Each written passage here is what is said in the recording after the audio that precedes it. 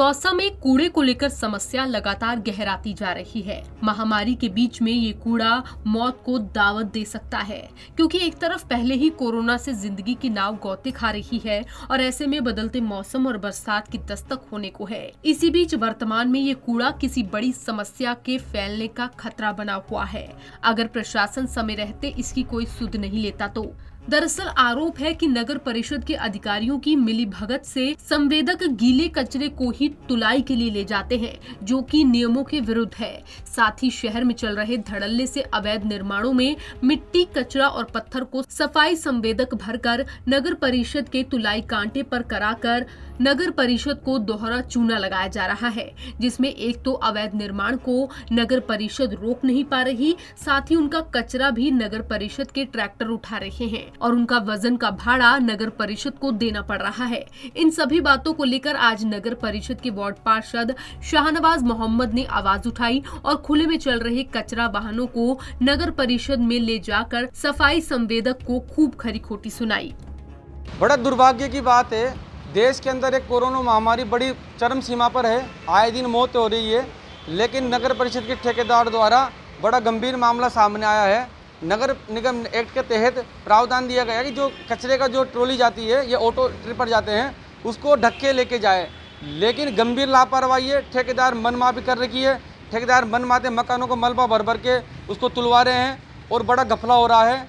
सरकार बड़ी बड़ी जो नियम कायदे कानून लागू कर रही है, लेकिन जो ठेकेदार आए हुए हैं ये नियमों को ताक पर रख रखे हैं और दादागिरी मचा रखी है। मकानों को मलबा ले जा के बेच रहे हैं और वहाँ पर तुलाई करा रहे हैं। गीला मलबे का प्रावधान, अगर आज गीला कचरा निकलता है तो दूसरे दिन कचरा उठता है, लेकिन तुलाई की वजह से उसकी तुलाई ज़्यादा हो जाए, इस वजह से गीले कचरे को भी तुरंत उठाया जा रहा है। पूर्व में हमने जब कई बार निवेदन किया था भाई गीला कचरा पड़ा हुआ, तो बोलते थे ठेकेदार सब सूखने के बाद में होगा, लेकिन जो ठेका दिया गया है वो कचरे के आधार पर ठेका दिया गया है। 17 लाख का पूर्व में बिल पास हुआ है, जो फर्जी तरीके से बिल पास हुआ है। पता नहीं मकानों का मलबा तोल के इन्होंने इनके बिल वाउचर कंप्लीट कर लिए और ठेकेदारों की मनमाफी के नाई कर्मचारियों, आज 3 महीनों के कर्मचारियों को कोई सैलरी नहीं मिली है, ना इनको मास्क, सैनिटाइजर कुछ नहीं दिया जा रहा है और कोरोना गाइडलाइन का एक सामने के सामने उल्लंघन किया जा रहा है। आप क्या चाहते हो? मैं चाहता हूं कि जितने भी ट्रैक्टर जो चल रहे हैं उनके ऊपर सबके ऊपर पर्दे लगाए जाएं, जिससे ये हवा के अंदर गंदगी न उड़े, जिसपे कोरोना महामारी से अंकुश लगा सके। दूसरी मेरी मांग है, जितने भी कर्मचारी है 3 महीने से उनकी मानदेय नहीं मिल रहा है, अगर उनका मानदेय अगर 2 दिन के अंदर नहीं मिलता है तो मैं स्वयं या नगर परिषद के बाहर अकेला ही धरना और भूख हड़ताल पर बैठूंगा। मैं सर, ये हमारी आपसे निवेदन है, मैं पहले भी क्लियर कर चुका हूँ। जिस दिन से मैंने काम शुरू किया था सभी ट्रैक्टरों पे, ऑटो टेपर पे मैंने ग्रीन वाला जो कपड़ा है वो सबको दे रखा है। और दूसरी बात, जब से दोबारा क्वेश्चन आया है मैंने एक सेट दोबारा से रखवा दिएगा।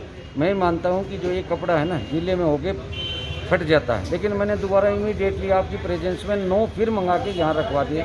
मान लो कोई भी फट जाता है उसको दोबारा से इमीडिएटली नया रिप्लेस कर दो। लेकिन अभी तक तो नहीं है आपके टेम्पो पे? नहीं सर, बिल्कुल लगे हुए हैं। नहीं, हमने देखा ना। नहीं, वो हो सकता है नहीं लगाया हूँ, मैं मान लिया, मैं उनको दोबारा से पाबंद कर दूंगा। अगर कोई भी मैं पर्टिकुलर अपने वार्ड जोन की बात करता हूँ सर, मेरे जोन में 100% कवर्ड होके गाड़ी निकले। नाम बता दो सर आपका। मेरा नाम राज सिंह है सर, मेरी कंपनी का नाम श्री बालाजी केयरटेकर है।